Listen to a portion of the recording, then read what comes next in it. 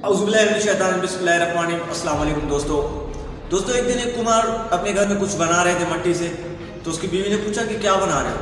तो कुमार ने कहा कि मैं चिलम बना रहा हूँ, आजकल ये बहुत चलता है तो बहुत बिकेगी ये।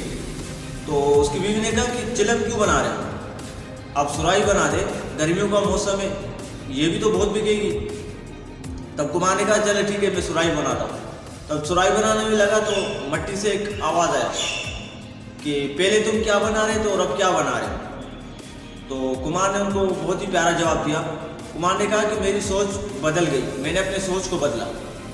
तो मट्टी से भी एक बहुत ही प्यारा जवाब मिला उनको कि तुमने तो सिर्फ अपनी सोच बदल दी, लेकिन हमारी तो ज़िंदगी बदल गई।